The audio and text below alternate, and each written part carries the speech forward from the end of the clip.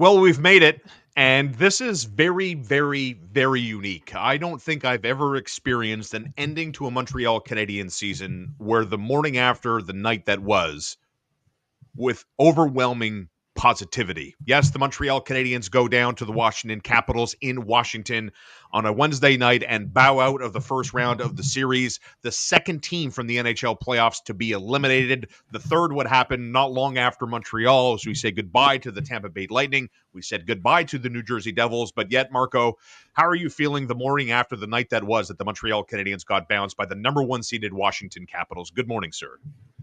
Good morning. I mean, listen, I predicted a win yesterday, which again, Yeah. I'm really like 0 for 6 at this point.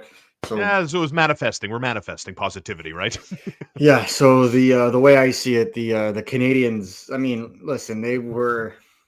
I think it showed. The third period they came on. I really liked the pushback in the third period. A couple of lucky bounces, and you're talking about one heck of a finish to that game.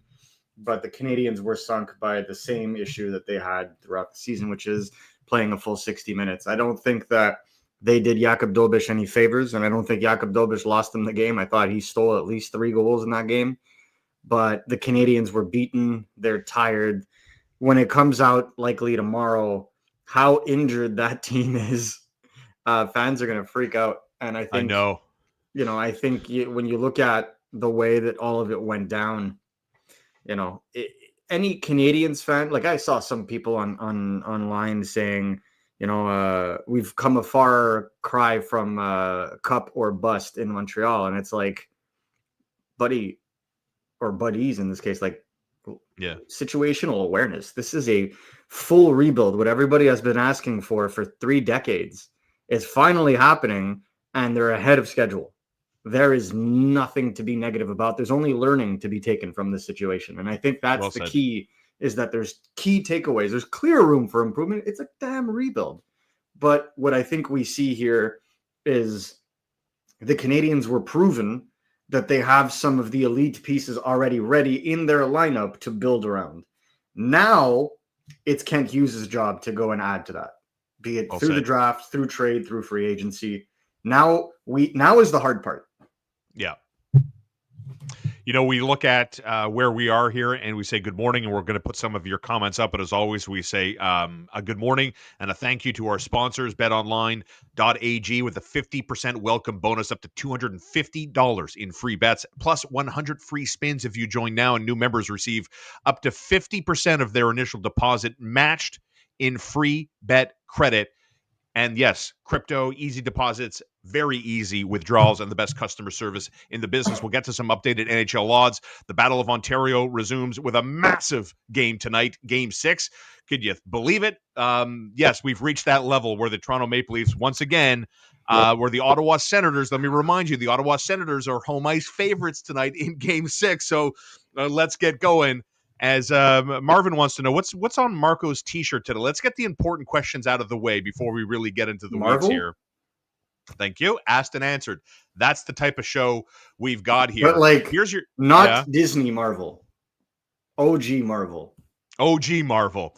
I love the National Hockey League. I love it for a variety of reasons, and I love playoff hockey. And one of the big reasons I love the National Hockey League is we get to see stuff like this. They did well to make the playoffs at this stage of the rebuild, perhaps a little bit ahead of schedule. There's a long chat for Anderson and Wilson. Look at those two warriors. Look at those two warriors, man. Like, these guys, blood and guts, not literally, but you know what I'm talking about, figuratively out there on the ice, carrying into the bench on a Friday. Wilson's throwing his weight around, scoring power play goals. Josh Anderson, unintimidated. Let's talk about these two guys. Let's talk about how important was Tom Wilson for the Washington Capitals in this series. Obviously scores that third goal before the second intermission, the nail in the coffin, more or less. For some, it may have been the hit on Alex Carrier that perhaps changed this series around. But walk me through the takeaway of Tom Wilson and what he meant to Washington's 5-game series win. I think Tom Wilson was the heartbeat of his team in this series, right? Ovechkin kind of did what he needed to do. I think he was very effective for the Washington Capitals. A lot of people were questioning whether he would be able to carry the momentum from the regular season into the playoffs. Well, you got your answer. set the tone immediately in Game 5. I thought he played great, and it is what it is. And I think when you look at a guy like Tom Wilson, you need guys like that to get you through, right? And and I think the key here is you need to identify the right ones. We've seen general managers think that they had a player like this on their hands and grossly overpay for them. The Canadiens thought that they were getting basically Tom Wilson when they traded for Josh Anderson. Josh Anderson was extremely serviceable, but I think we can all agree that there's a level of skill that separates the two. And we look back throughout history, right? Looking at that power forward that is just so necessary at this stage of the game. You can't. There's no way around it. You need players like that to get you through. Well said. And, I see this a lot here, and I think it's a shared takeaway. When we look at the series deficit, Montreal losing 4-1 to Washington, you don't have to listen to a chump like me or a reporter like Marco D'Amico. Here's the man that was in the fight, your captain, Nick Suzuki. From where we started the season to where we are now, we've grown so much, and really felt like we could keep going and win. I felt like we could have won any of these games. So, it sucks right now. It sucks a lot, but really proud of the guys and everything that we've learned this year. So here's what I can tell you as it stands right now. The Montreal Canadiens are going to touch down in the 514, or I guess 450 of the South Shore, just after lunchtime today. They will clean out their lockers tomorrow. And I'm not so. Marco would probably be better to answer that. He's been around there more than I have, as it relates to what time we think they're going to clean out their lockers. And we're going to hear from the players speak. We'll hear from the coaches again, as we heard from Martin St. Louis yesterday. But it's one of these things. And when I started the show and had my little 35-second intro to Marco, I talked about how unique this season has been. And in particular, the last game they played, here I am with this overwhelming sense of positivity. And I think that's the case very much in the chat. And I hear Nick Suzuki say that. And I think that's it, Marco. That's what allows people like myself and others to get over the line in terms of positivity. Because he's not blowing smoke up your keister when he says that they felt like they were in every game. As King Carew points out, the series was a lot closer than the 4-1 series scoreline showed, and I agree with that. Yeah, there was definitely puck luck on Washington's side. And it's not like, look at the start of the game. But you make your own luck. Dude, it was 8-1 the shot clock. And then it was 8-2. And when it was 8-2, it was 1-0 Washington. I don't know. But how many times has that happened? How many times has that happened in Montreal? And that's the thing, too. Like, Nick Suzuki's right. Do you agree that this series was a lot closer than the 4-1 and that things fall a different way? The Montreal Canadiens maybe were going to a Game 6 on a Friday, I think this series was closer, in my honest opinion, from a skill and effort level than, say, the Tampa Bay versus Florida series. Well said. Well said. I agree wholeheartedly with that. I think despite some of their games going to overtime, I think that this was also, a closer series in terms of head to head, and then say, the New Jersey Devils versus Carolina Hurricanes. We're going to get into that question all summer long. You're going to hate us. We're going to talk about this so freaking much. You're going to hate us how much we're going to be talking about this. Because I'll say it right now. If this doesn't happen by the end of the summer, I would be floored. Absolutely floored. If they don't get he's talking about if they don't get a realistic second 2C, because that, exactly. I mean, let's get it out of the way now. Let's get this out of the way right now before we continue. As you walk me through here, we're talking about the Canadiens and the series deficit here. The number one offseason priority is what All Right 11 is offering up here. That's the number one job for Ken Hughes this summer. Can we agree on that? No, sorry. I would think that is one of them. What's number one then? What's number one? To me, overall, obviously, there's a little bit of a time issue here to look into. Throughout the entirety of the summer, like he can get started on this, basically immediately when it comes to talks. Yep. But I think the most important task for the Montreal Canadiens, and it seems silly, is to sign Lane Hutson long term as of July 1st. To me, you're talking about a potential top 5 defenseman in the NHL here. you get that man locked for 8 years and you get it done as soon as you can. If you did it for Slafkovsky, you sure as heck have to do it for Lane Hudson with the season he just had.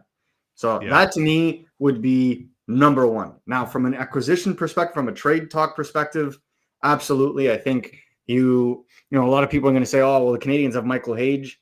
One of the biggest mistakes that previous managements have made in Montreal was hoping that a player was going to come in and just be a top 6 player. You want them to take over those positions, not be handed them. Same applied to Slafkovsky, for example. And then when he was playing on the 4th line and playing terribly and everybody wanted him on the 1st line, you got to earn it, or else even this year, you kind of took it a little bit for granted until the later stages, right? So you want to build that culture of earning it. So the same applies in this case, the other way around. You're going to want a second line established center, because ultimately, if the Canadiens don't make the playoffs next year, people are going to be very, unless they're bottom 5 in the running for McKenna, people are going to be very, very concerned. And then that's when the pressure is going to hit. That you want to see consistent organic growth. And so the Canadiens have no choice at this point to build on this. And I feel like, you cannot come to me and say next season we're giving ourselves the best opportunity to make the playoffs if you're Kent Hughes. If you say that, I don't believe you if your second line center is Kirby Dach, Jake Evans, or Alex Newhook. I don't believe you. Right. I want to hear from Tom Wilson after last night's win for his side, winning that game, winning that series 4-1. He was all over the place. We're also going to hear from Coach Carberry of the Washington Capitals. And I'm going to play you over 3 minutes. We are going to listen, and I really want you to listen to the coach of the Washington Capitals, who, to me, was an absolute class act. Before he took questions, paid tribute to David Savard's NHL career, and then spoke eloquently on the Montreal Canadiens' future for almost 4 minutes. This is the opposing coach. You're going to hear from him a little bit later. In the meantime, though, here's Tom Wilson. You know what? A huge respect to that hockey team over there. Starting with Carrier, obviously takes a big hit, and he's right back out there battling. I think hockey players are tough, and they made it really hard on us. It was hard. I'll tell you firsthand for me. I had a lot of stuff coming my way, and they were hitting and we were hitting, and I think it was a really exciting series. Those 2 games in Montreal, I think we'll remember. Obviously, it was a crazy atmosphere. There was fighting on the bench. There was big hits. There was, 2 teams just giving it their all. Ole obviously leads the way in game 1, game 2, just banging bodies, scoring, doing it all, and I just try and follow his lead. But I think I gained a lot of respect for that team over there. They got a bright future, obviously, and they competed really hard, and they got a bunch of warriors. So it was fun hockey, and I'll go get in the ice bath, and we'll get ready for the next one. They did well to make the playoffs at this stage of the rebuild, perhaps a little bit ahead of schedule. There's a long chat for Anderson and Wilson. Ray Ferraro in the aftermath of the handshake line, one of the great moments that makes the National Hockey League so special, 2 warriors like that. And so you hear from Tom Wilson there. So let's talk about something that was interesting to me. When you watch the Montreal Canadiens and their one-line team and Cole Caulfield and Nick Suzuki and Juraj Slafkovsky doing their thing, wish Juraj would shoot a little bit more. He had a golden opportunity in the first period. Love to see a little bit more confidence there. But when we look at the Canadiens' style of play, they're a fast team. They've got some skill. You watch Cole Caulfield go on the forecheck. No one's really scared of number 13 when he goes into the corner and trying to knock the puck off you. Where is this on the list here of, I don't know if getting meaner is the right question. Tom Wilson's, these are so hard to, they're so hard to get. Are they small, Marco? Are they too small? I don't think they have a bottom 6 that is equipped to bring the physicality necessary to make room for that top 6. And I think that's the thing, right? So like when you look at a team like the Washington Capitals, what's their bottom 6? They got a mix of skill, a mix of physicality, right? Ryan Leonard brings that physicality. Lars Eller can bring that physicality, though he got a little bodied in this series. Duane can bring that physicality as well as two-way play, right? You had McMichael higher in the lineup who can bring that physicality. You have guys that can be physical, that are sturdier guys. And I feel like the more you have of that, the less strain there is on an individual person. And I think that's the key. I think that's the biggest key. I think when you look at it at the end of the day, that's exactly what you need. And, for me, it'll come with time. Because when you look at the Laval Rocket, who won a big game yesterday, and Jacob Fowler was strong in his 23 save performance in a 3-2 win at Cleveland. The two teams match up for game 2 on Friday. You can watch that game on RDS. If necessary, Laval would host the next 3 games of this best-of-5 first-round matchup. And what was interesting there was we had Mark Denis in studio on the TSN 690 morning show with Connor McKenna and yours truly. And Mark Denis was in with us for about half an hour. And we asked him about Caden Primo and what's going to happen there. And Mark's contention, as it relates to the Laval goaltending assignments moving forward, was Fowler gets game 2, and then it might be a shared duty. They might give it back to Caden Primo for game 3 at Place Bell, is how he envisions maybe the split going. I'm curious, what do you make of that at this level? I mean, no disrespect to Caden Primo, but part of me thinks that, the future is more in Jacob Fowler than it is in Caden Primo. How would you feel if they did a rotation or gave the net back to Primo? If Jacob Fowler is giving you every opportunity to win, you can't take him out. Right. That's the way I see it, and he is your future. I don't know what the future holds for Caden Primo with the organization. The Canadiens may try to trade his rights, may simply not qualify him to give him the opportunity to go elsewhere and make a name for himself. He helped the Laval Rocket, was absolutely ridiculous for them down the stretch. But unfortunately, I just don't see it happening where the Canadiens organization and the Rocket would pull a guy like Fowler if he's showing that he's ready for it now. Yeah, right. I see a lot of realistically, that's what he's going to do next year. He's going to be the number 1 of that team. Right.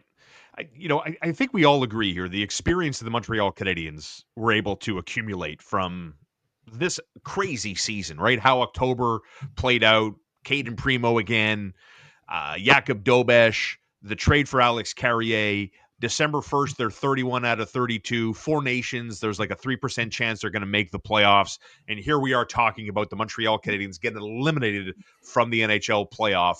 What for you is the biggest takeaway from... Let's start in the regular season and then transition into the playoffs. So 2 takeaways. What's the biggest one from the regular season? Similarly to the way that they play in games, if the Canadiens started this season the way they played from Christmas on, then they probably would have started the playoffs with home ice advantage. Yeah. That's my takeaway. I think the acquisition of Alex Carrier, thank you, Alex. I think the acquisition of Alex Carrier did something special to the Canadiens' blue line, and that was balance it at least a little bit. The Canadiens identified, that's the reason why they ate so much flack drafting Reinbacher, but the Canadiens identified right shot defense as being one of the biggest organizational weaknesses. And being able to trade Justin Barron, who has potential, but just didn't look like he was going to get there, and bringing in a guy like Alex Carey, I don't think anybody's looking back on that trade now and thinking, everybody, I think, sees that as a net positive trade that really helped kind of solidify the Canadiens before the holiday roster freeze, and then they hit the ground running when they came back from Christmas. I think that was, to me, as silly as it sounds, because he is a second pair D, maybe a third pair D on a contender, but he is a bona fide number 4, in my opinion. I think that goes to show you what the Canadiens could look like if they had more balance in their lineup, if they weren't a one-line offensive team. And so when you bring in guys like Ivan Demidov at the end of the season, and you see him get, into games, and you see him produce, and you see him, be a little bit more offensive, to me, that speaks significant volumes of what's to come. because I don't think the Canadiens are going to walk into next season as a one-line team, in my opinion. I think the Canadiens are going to at least have 2/3 of an NHL second line going with Demidov and a second line center that they would acquire. And doing so, you have now set yourself up to go. And if the Canadiens continue to see progress in David Reinbacher's game, there may be a spot for him in Savard's old seat of third pair defenseman. And then the Canadiens are going to have to figure out what's going on the top pair, whether or not they retain Mike Matheson, whether they trade Mike Matheson, cue the comments. But they're going to have to find a way to balance out that defense some more. The biggest takeaway is I believe that the Canadiens' young core showed that they are in a good spot, that good choices were made, good development was had, and that they are a couple of pieces away from being in consistent contendership status. Not unlike, we talk about the Washington Capitals, right? It's not unlike, and I'm not saying they're the same, but if everybody remembers the Toronto Maple Leafs in the 2016-2017 season, ironically against the Washington Capitals, right? And that series wasn't supposed to be tight, and it was. And I think it's the same kind of concept. It's the same kind of idea. Canadiens fans just got to hope that their star players continue to be more productive than the Toronto Maple Leafs players in elimination settings. And you know what? I think when we move past, the end result of this team getting bounced in 5 games, I believe in the future just as much as everybody else on this channel seems to. And I like the core of this team. It's obvious you don't need fancy stats or analytics, anything like that, to look at 48 and see what he does. Look at 93 and you can see the confidence and how bad this kid wants it. Cole Caulfield is an elite level goal scorer. Nick Suzuki, I think, has got a lot of attention on him, and rightfully so, for the work ethic, how he chooses to lead this team, the numbers he put up. Starting new chapters of history, I think, is very important for the health of the franchise and to rejuvenate a fan base that is they're quenching. They're so thirsty for excellence, for a team that is going to entertain them and provide dramatic hockey and winning hockey eventually. And I think they're on that path to getting there. And I think a big reason why this team found the success they found this year and defied odds and prognosticators and made them all look foolish, myself included, that when we look at the contributions, and we just spent some minutes there talking about the core players, talking about the young players, the future of this team. David Savard's future as an NHLer is now over, right? And don't be surprised if David Savard pulls a Paul Byron, kind of hangs around the Montreal Canadiens in a capacity or so. That wouldn't be surprising if that were to happen. On the other side of that is the importance of veterans, but more importantly, Marco, the importance of having the right veterans. I've heard repeatedly over the years that one of the biggest challenges for a team that has decided, you know what, man, we're going to rebuild. And you got veterans, and those veterans sometimes are asked to make personal, individual sacrifices. And you can tell a rebuild is on the right track, or management or coaches are in the right places based on how veterans treat a rebuilding team.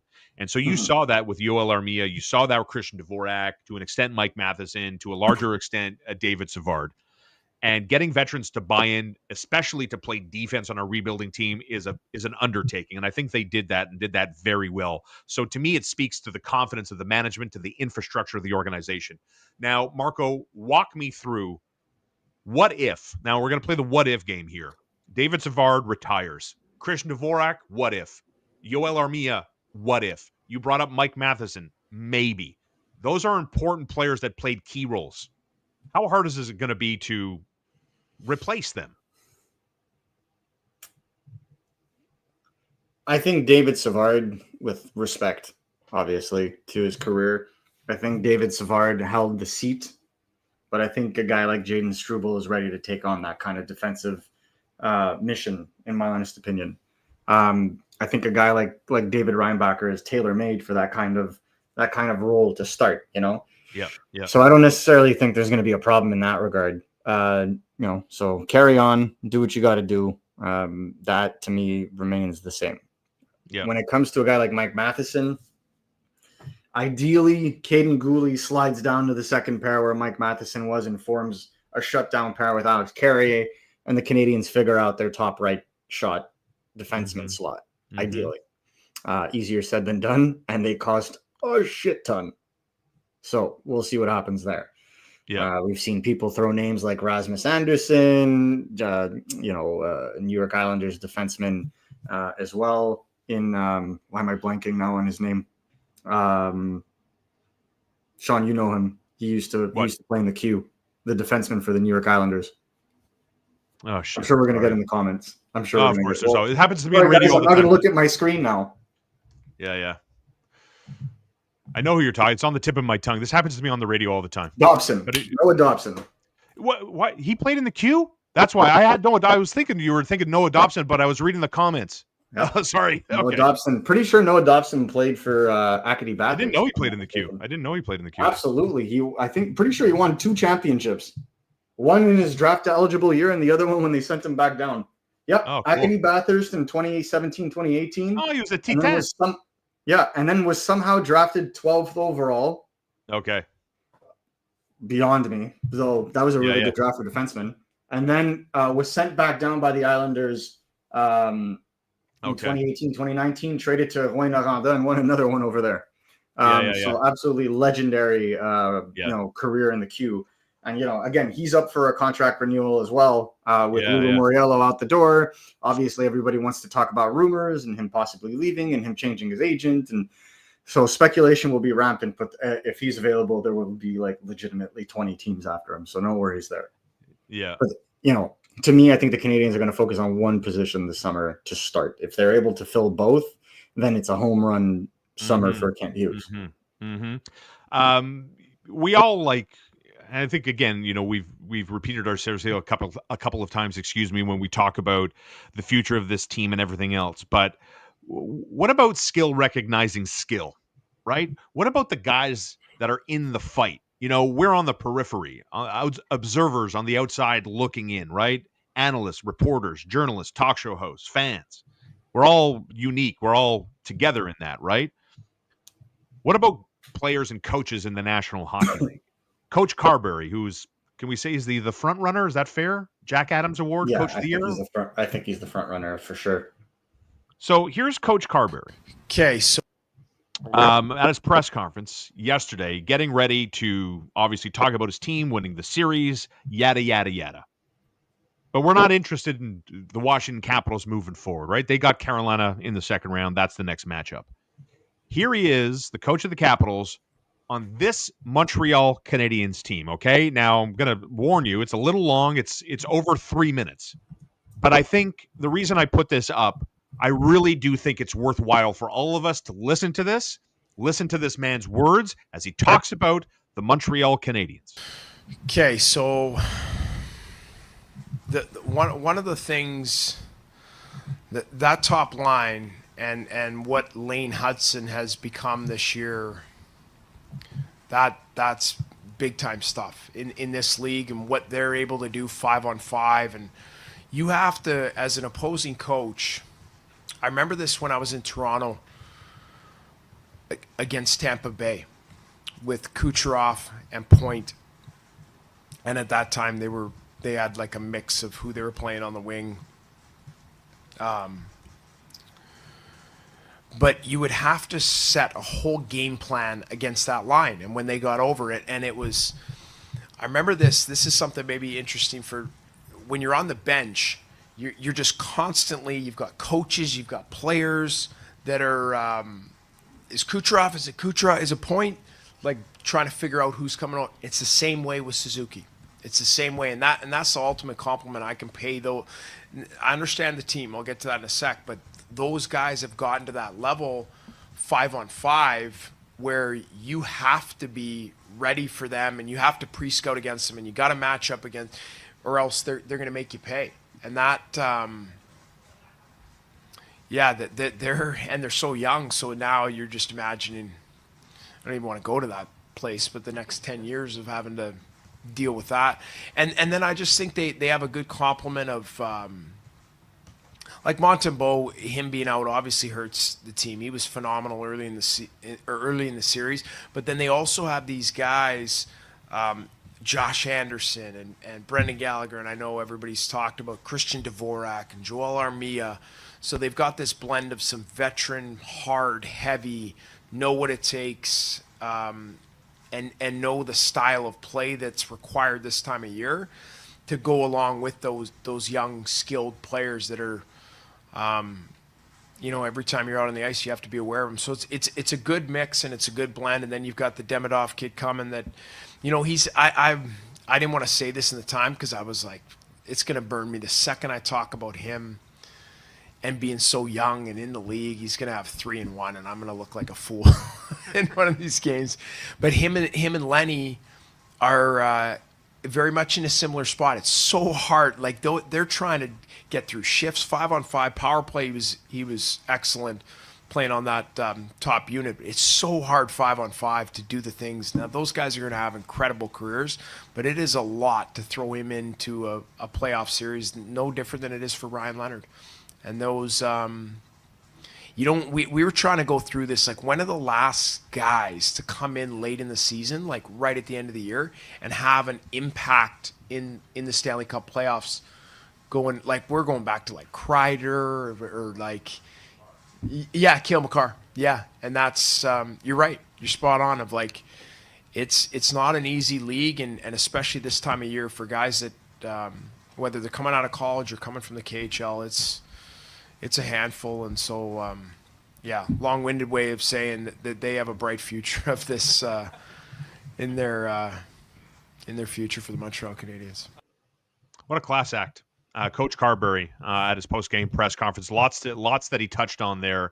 And again, a big reason why, this live stream today with Marco D'Amico and yours truly began with the positive outlook of how unique it is that here we are talking about a team that won one game in a round, and they're like, damn.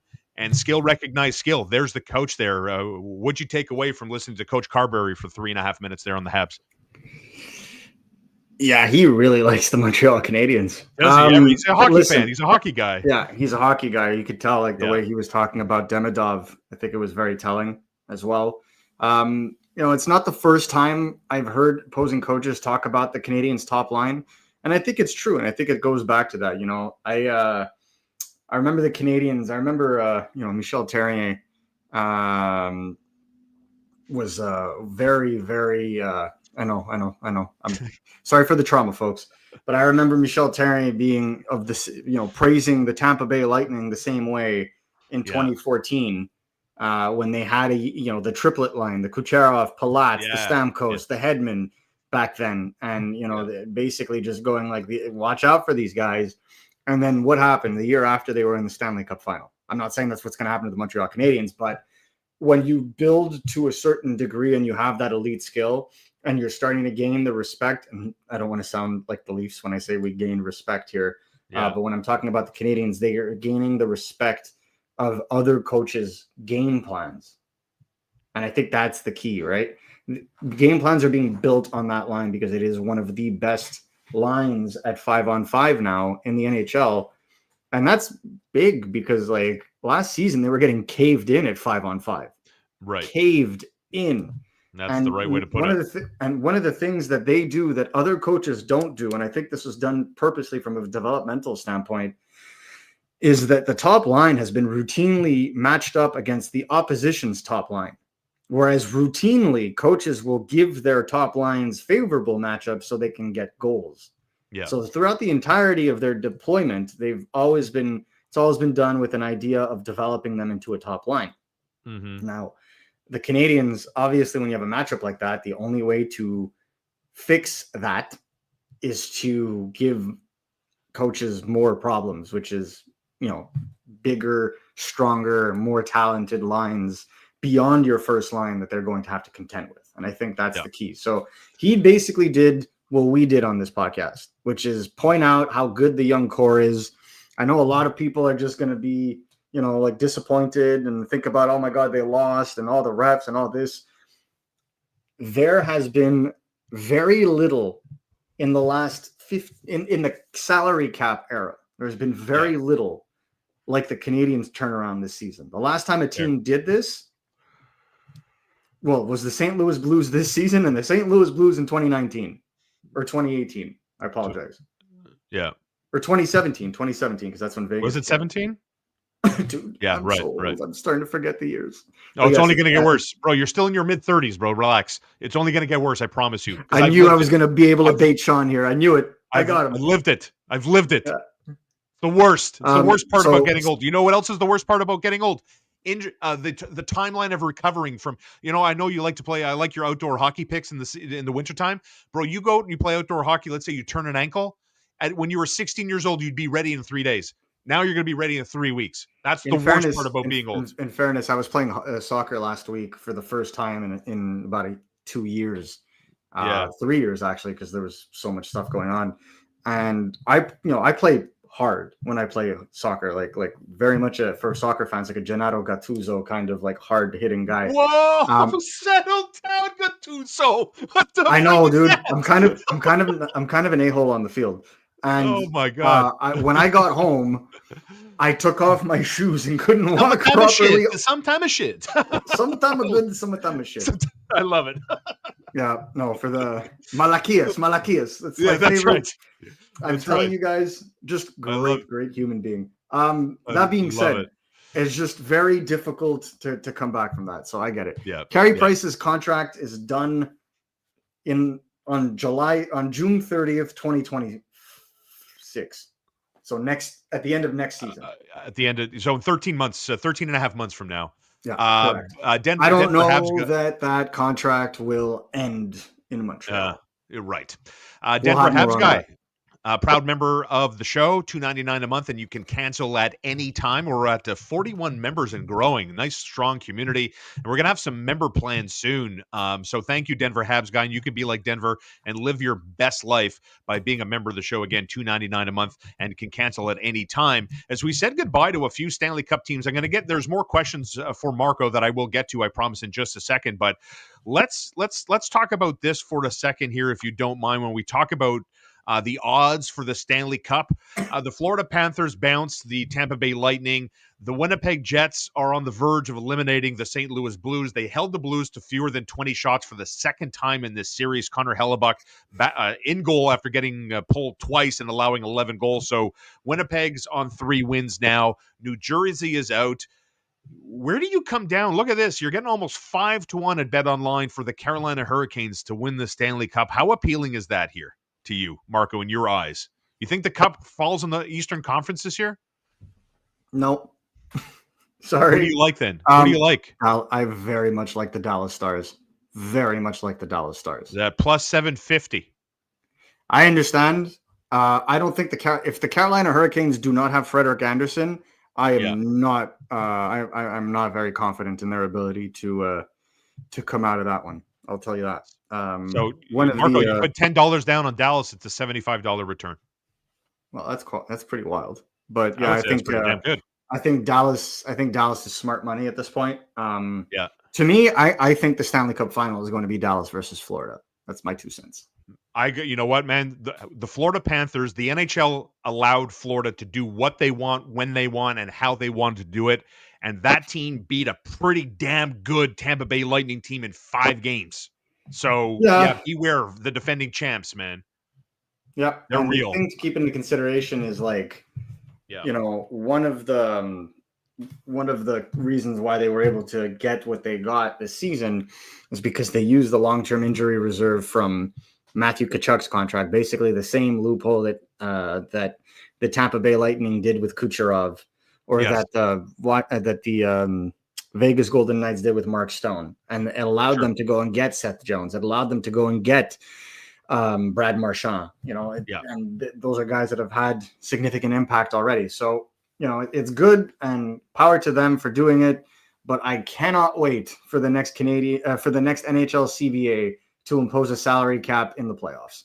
Amen. Preach. Let's get to some more here. Marco, don't go too deep because, as we mentioned already, there's lots of comments, questions about draft. We're going to get into that. The Canadiens were, Marco, picking 17th?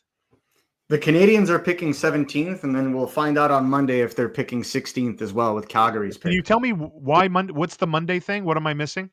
Monday is the NHL draft lottery. Thank you. The 16 teams that didn't make the playoffs are all in the draw. Yep. The first 10 teams have a shot at the first overall pick.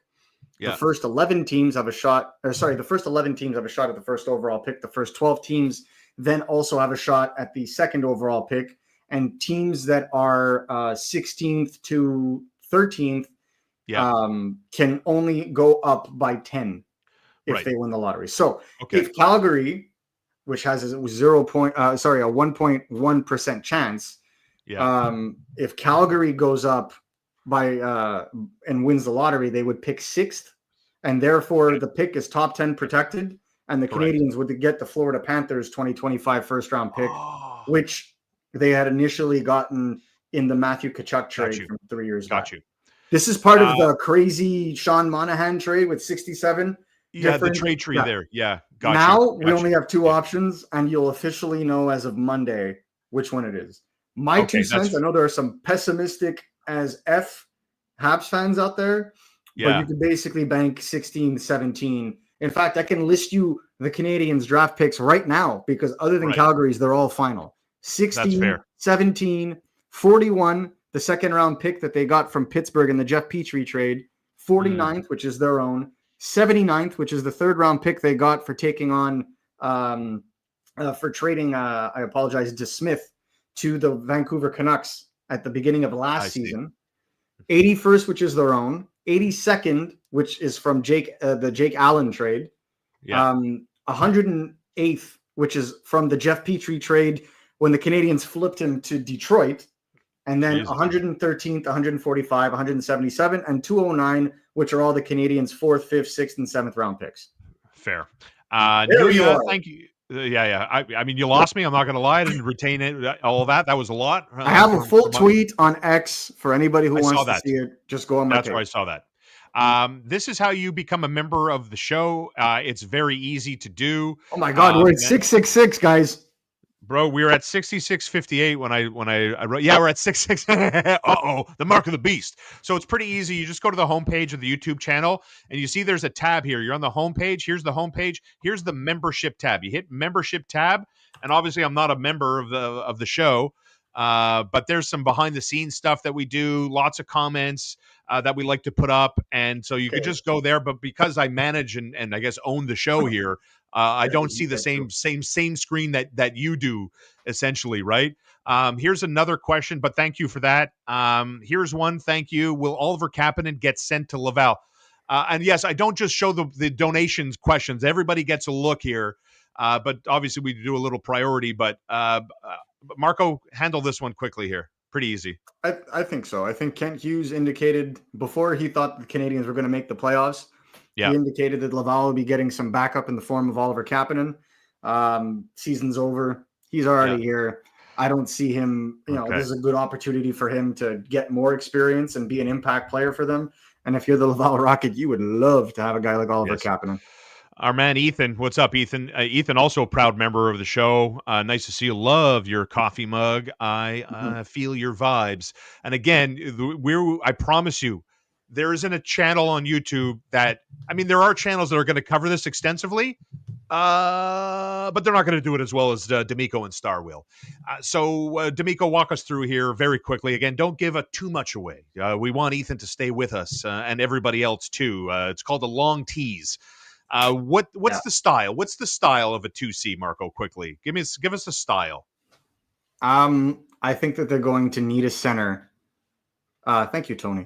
I think they're going to need a center that is going to be able to win faceoffs like more than 50%. Easier said than done, but that you are absolutely going to need this, guys. I'm serious. This is an absolute need because you cannot keep Christian Dvorak around to take you need to have a guy. Yeah.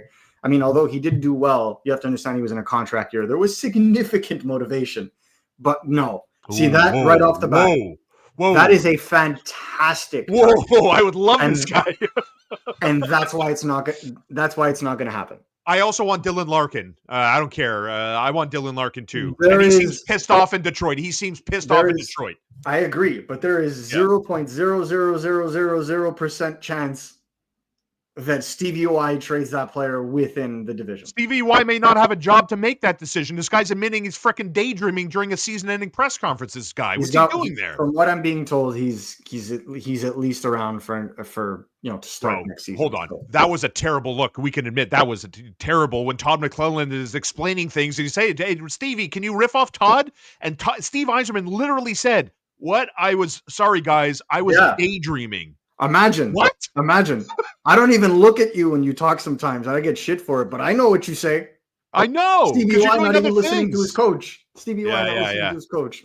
Well, there's another here. There's a dream. I absolutely love this same answer though. But there's a 0% chance too. The Buffalo's not trading him. So Buffalo made their choice. They traded Dylan Cousins.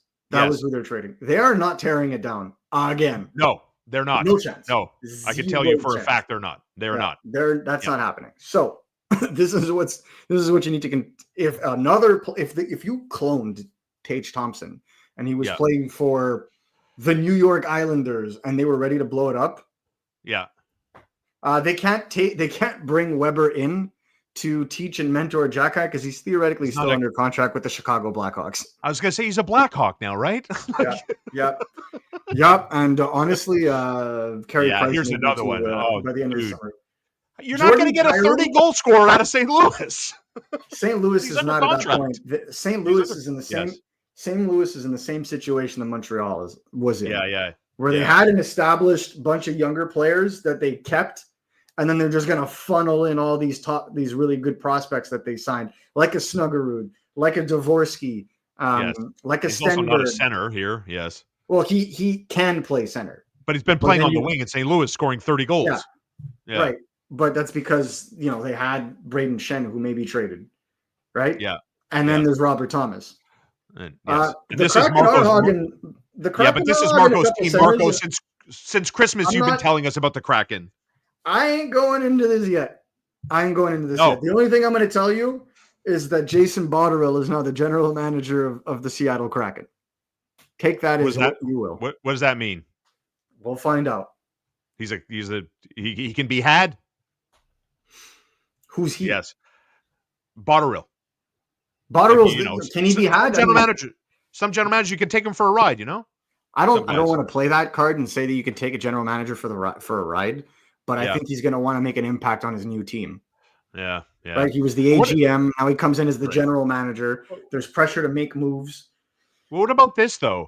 Like you mentioned this, and you've mentioned this before. Hold on, you mentioned this before when you said Lou Lamoriello is not going to do any. Lou Lamoriello is not rebuilding as long as Lou Lamoriello is running that team. Lou Lamoriello is no longer running that team. What percentages do you put on the Islanders as a franchise here that they're going to make serious moves here? What percentage? I'll tell you when they hire a general manager. Okay. It all depends on that general manager. They have Kim Madigan, who is the assistant general manager of the. Look at us, we're talking about this now. Yeah, but I'm talking about in general here. I know. We can't help it. Yeah, and she's the assistant general manager of the New Jersey Devils. If they bring her on, I think it's going to be more of a retool kind of situation. If they bring on a Marc Bergevin, who's slated to be interviewed by them, probably a retool. They're going to try to make him do the same thing he did in Montreal. He'll take Gallagher. That's going to happen. Bergevin will want Gallagher back. Sure. Probably sign him for a league minimum. Here, Tony, thank you for being a member of the show. We appreciate it. Never. I'm out. I am out. Never. You too? I'm out. Never. I'm going to tell you the reason I give you is he is going to want $8 million minimum for 7 years. Correct. And he has hit 50 points once. Correct. If you want he's won his cup. And if you want a Milan Lucic situation, come on down. Remember when we were talking about trying to go and get a guy that just didn't fit, but you did it because he was one of the top free agents and you could? Milan Lucic fits into that context. Dave, for all those that remember the Toronto Maple Leafs going ham after Clarkson, same concept. Yes. Nathan Horton had one good season and then same concept in Boston. Right.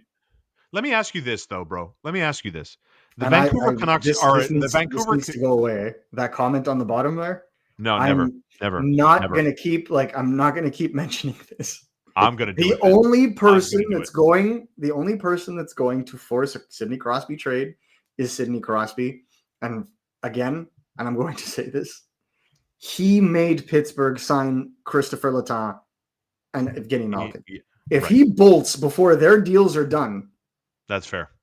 Do you think that's Sidney Crosby, guys? No, it's not. No, he's not. He's not. He's not. I would put it if everybody at leaves, if Malkin leaves, for example, if he just retires, and if Christopher Letang asks for a trade as well, now we're talking. But these rumors now, just because Sullivan got traded, or Sullivan got fired, that's not enough. The writing was on the wall in December. I don't know what's happening here. We're getting the Canadiens should go after Crosby. The Canadiens should go after Mason McTavish. Mason McTavish had a fantastic second half of the season after a really abysmal first half. Agreed. So there's that. That's one. I don't think that, I think they found their groove in Anaheim with Carlson and McTavish 1-2. People are going to talk about Zegras. I don't think the Canadiens view Zegras as a center. They tried to get him though. They tried to trade for him. They wanted him. Right, but not to be a center, right? Why would you go and get a guy like Trevor Zegras as a backup for not drafting a winger like Ivan Demidov? Because they view them as the same style of player. Fair. So they saw him as a winger. They didn't see him as a center. That makes sense to me. That's what you're saying. And they wanted a left shot, right? So which is why they had it. Now it's a different story. Now they're probably going to want a guy that's got size and goal scoring. Yeah. So you look at the other centers that you're bringing up. Again, yes, exactly. And the other thing I just want to add this point just because it made me absolutely crack up is people online thinking that you're going to give 2 firsts, Michael Hage, Caden Gooley. My dudes, he has a no movement clause, and if he tells Kyle Dubas, I want to go X, Kyle Dubas has negative 100 leverage. Yes. No leverage whatsoever. Whoever trades for Crosby, if ever that happens, I believe it's, it'll be Colorado if it ever happens. Colorado is basically going to be like, here's our first round pick. Shut up. They're not, you're not going to for 1 year of Crosby, if it happens. You nailed it when you said, if 87 goes to Kyle Dubas and say, Kyle, I'm out. Then it's over. It's over. There's no bidding war. It's over. There is no bidding war. That's exactly it. No, zero. There's zero bidding war. Spot. It's Sidney Crosby. That's it. You're not calling the Canadiens and then calling Colorado and said, "Okay, fight for him now." It doesn't work that way. But also look at the optics, right? Think about this logically. Yeah, Alexander Ovechkin has been compared to Sidney Crosby since yesterday. Since I was 15, 14. Yeah. And, Alex Ovechkin is going to retire in a Washington Capital. I think it's very obvious. Sure. How, for a proud man like Sidney Crosby, you honestly think after having won 3 cups that he's just going to be like, yo, peace, and just leave? Well, that's it. When his greatest rival is going to be an all-timer on his team? I don't blame people. It's a fantasy. It's a dream. There's the Sidney Crosby, Gord Miller interview from when he was drafted to who his boyhood team is, who his dad was drafted by, yada, yada, yada. I get the whole connection. It would be an absolute dream. And there's some good names. I see some people throwing out some good proposals, some good options for the Montreal Canadiens. And I promise you, we are going to pour over all of that and then some. We got the draft to deal with. We have free agency to deal with. About Crosby. I just want to stop talking about Crosby. So there's lots, and again, just to wrap up my own thought on the Sam Bennett thing, I wholeheartedly agree. It would be it'll be a massive overpay. It goes without question. He's 28 years old. He's not the fastest guy. He's a very good hockey player. Don't get me wrong, but there's something about UFAs taking their talents to the market, cashing in.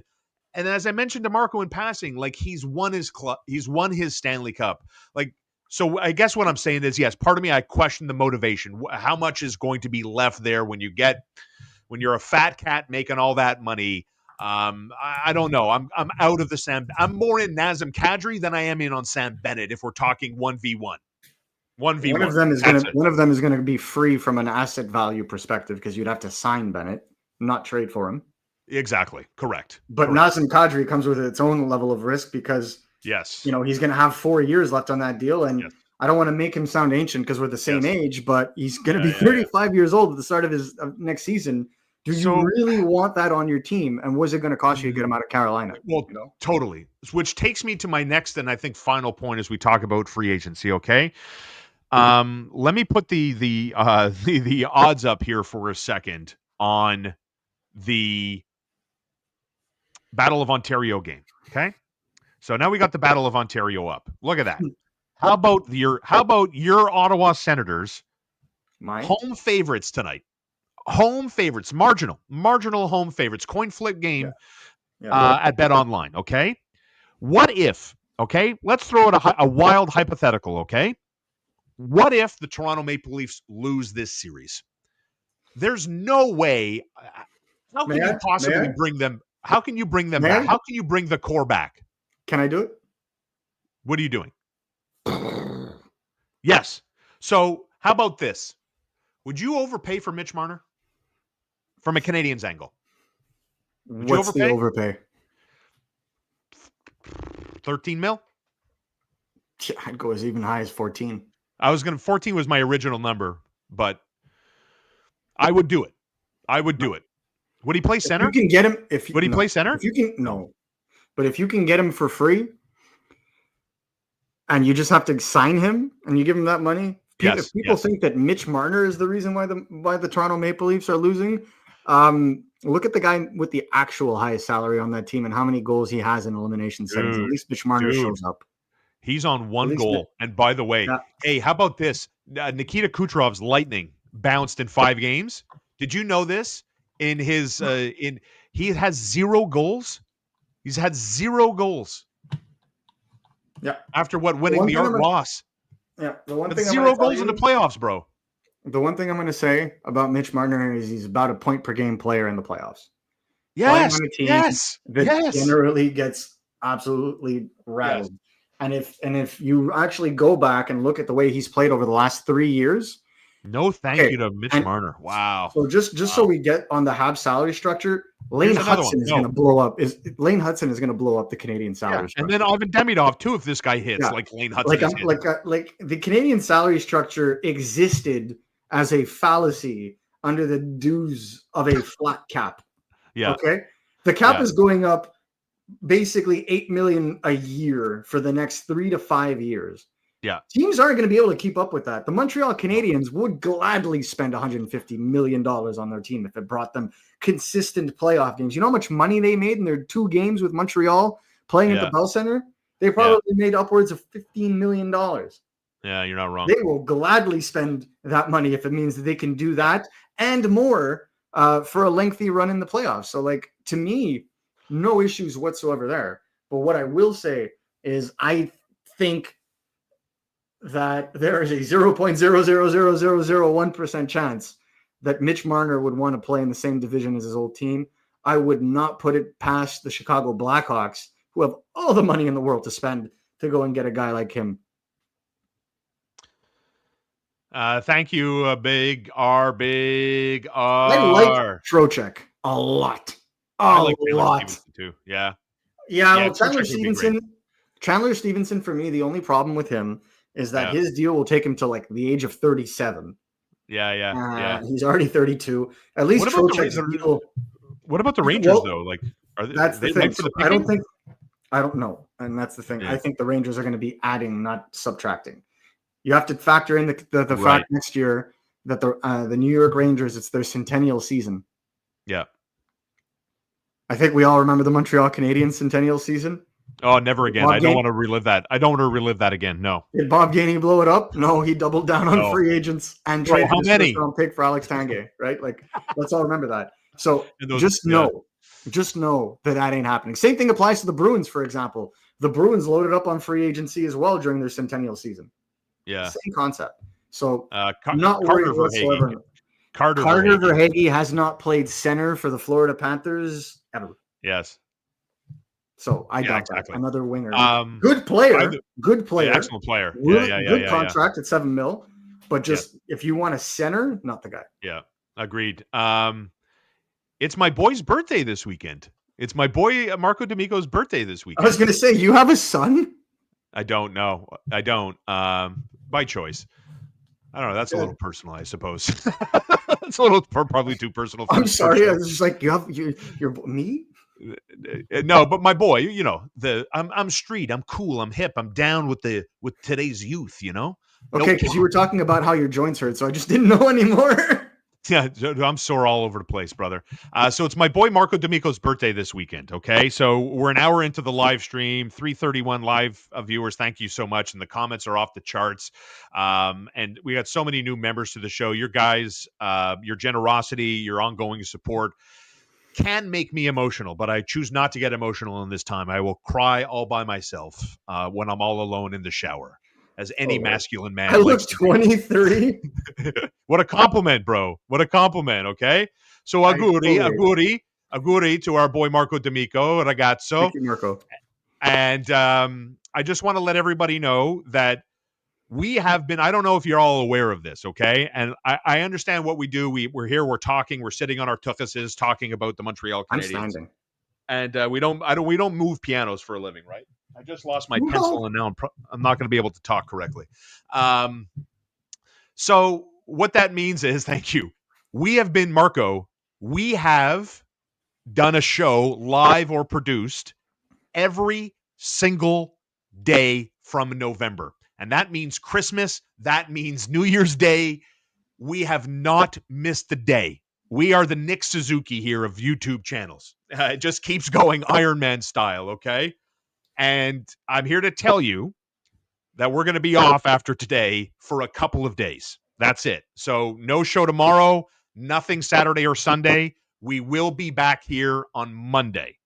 So just want to put that out there because I know you guys are very loyal and very supportive. I've been in radio for a long, long time, and I understand the art of building habits. That's what we're doing. We try to build habits. We try to build a routine for everybody so you get used to the Shaun and Marco show when we talk about Canadians, yada, yada, yada.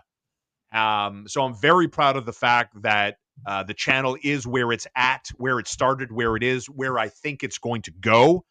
And I love the fact that we were Iron Men, that I'll speak for myself, but I think Marco feels the same. This isn't work. It's a passion. I would do it for free. I'm lucky enough that we can make a few bucks while we do this. And it means the world that we were able to provide this and get this off the ground. And I know it wasn't perfect. We tried to get better and still try to get better. And we evolve and we move. And we invest a lot of money into this show so that we can give you a professional presentation. Because, again, I've been in radio for so long. The art of audio is very, very important to me. And so I want to make sure, and it really means a lot when I see the comments, I like to watch other YouTube. Go watch other YouTube content, people. Please, I do. I do too. They do. There's a lot of good stuff out there. I'll plug the Arpin Basu Marc-Antoine Godin notebook on youtube.com is, I think, the best Canadians content that isn't this show. Marinaro and the Sick Podcast Boys, they do great work. They have great guests. So go watch other shows and stuff like that. Exactly. And I love the fact that when people say, this is more professional, less fanboy-ish, that's exactly what we're trying to do. Marco's a journalist, a reporter. I'm a talk show host. And so there we do bring this different element to the program.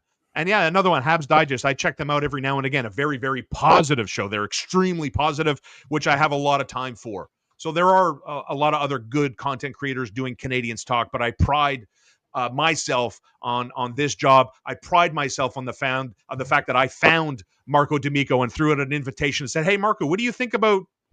Marco? I've worked with Marco for a few hours in my life," and I said, "You know what? I like this guy's presence online. He's on it. Let me shoot him a DM." He said yes, and here we are. And so thank you so much for being a part of this channel, being a part of this community. We're not going anywhere. We are only going one way, and that is to the frickin' moon, baby. We are going to the moon with this channel because of you guys. So that's all I have to say about that. That's my very long-winded way of saying we'll be back on Monday. Anything to add? You went on about Spencer Carberry. He's talking about the Habs for 4 minutes. I know. I can talk, brother. My mother always used to tell me, nobody loves the sound of their own voice more than my son. I think my mom said the same thing. But when it came to hockey, she just basically told me to leave. So I get it. I get it. Now she listens to the podcast and she loves it. But no kidding. I was like, you should bring her on. I was like, does she have good takes? Please no. Please no. No, my mom's still yelling at me that Carey Price is going to make a comeback. What's wrong with that? What's your mom's name? Let's give her a shout out. Mrs. D'Amico. Mrs. D'Amico. No, definitely not Mrs. D'Amico. Okay. But we will be back on Monday. That will be true. Yes. The one thing I will say is we'll have a lot to talk about. The Canadiens confirmed that tomorrow will be locker cleanout for the Canadiens. So that is done. We will have information on that. And there's going to be a lot to come from that. There's going to be, I expect Kent Hughes to be asked some very difficult questions. Yeah. Thank you very much, Tony. And so we'll be back with you guys on Monday to answer those questions and to set up where things are going. Because I think that, from what I'm already hearing, the Canadiens have laid some groundwork for a couple of moves. Yes. And yes, you're absolutely right, Scott. The Laval Rocket are very much alive. They're up 1-0 in their series with Cleveland. They get back to game 2 tomorrow from Cleveland on RDS. Yeah. Yes. And I'll be covering that religiously on X for you guys. And we will have segments on it as we get into recordings. Yep. And don't forget, please, share this, hit the like button. It really helps YouTube. It tells YouTube basically that people are engaged in this and they like this, and YouTube will do the rest. They'll put it in their algorithm and spit it out to the masses and stuff like that. So the likes and the shares and the comments really do mean a lot. And we will be back here on Monday. And also, please, $5 for Mrs. Starr. Ethan, you got to ramp it up, bro. You got to empty the piggy bank. You want Mrs. Marco on the channel. It's going to cost more than five lira, brother. Oh my God. This is going to be so hard to explain when I get on. I love this so much. I lost my train of thought. But yes, we will be back on Monday. Yes, that's what I wanted to say. When this video is up on YouTube, if you have any suggestions, like Marco and I have a pretty good game plan. We talk a lot after the show about what we want to do and stuff. But if you guys have any ideas, suggestions on Canadiens Laval Rocket, feel free. The email is scrolling at the bottom of your screen, theshaunstarshow@gmail.com. The comment section is open. So if you have ideas on what you'd like us to cover, more of, less of, there are ways to get in touch with the show at all times. So that's it. Enjoy your day. And just a reminder again, we're going to be off and back on Monday. All right. And have a happy birthday. Enjoy your birthday weekend, brother. Thank you so much. Say hi to your mom. I'll give my mother your regards. Ethan too. Don't forget Ethan. Ethan, say hi to your mom. I'll make sure she gets everyone's regards. All right, everybody. Have a pleasant Thursday. Have a great weekend. Don't forget to wish Marco D'Amico a happy birthday. Send him gifts and write to him on X. Okay. Thank you so much, Marco. And I'll see you on Monday. Is that it? No words? Not a goodbye? Nothing? I'll see everybody on Monday with some pretty fun news. Let's go with that. All right. Peace, everybody. Have a good one.